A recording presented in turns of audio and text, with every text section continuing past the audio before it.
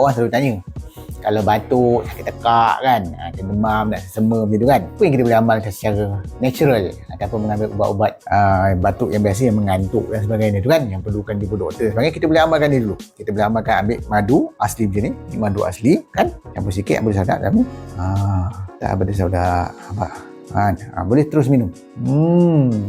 Memang sedap. Satu kaedah lah kan, sebab dalam madu tu ada banyak bahan-bahan anti kuman yang kita boleh amalkan. Dalam batu sadak juga ada 3 bahan utama, thymol, thymoquinone dan tetrahydroquinone, yang juga bersifat anti kuman bagi orang yang ada masalah sakit tegak sebab jangkitan kuman, boleh dibantu dengan pengamalan ni.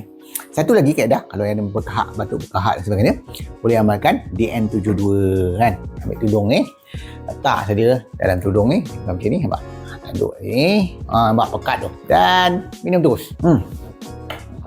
Banyaklah kita dapat testimoni yang mengatakan pengamalan DN72 ni boleh selesaikan masalah batuk, sakit tekak dan dibuat demam, insya-Allah secara natural. So amalkan dengan keadaan-keadaan ni, kena ingat kesihatan dengan ilmu yang betul dan amalan yang berterusan.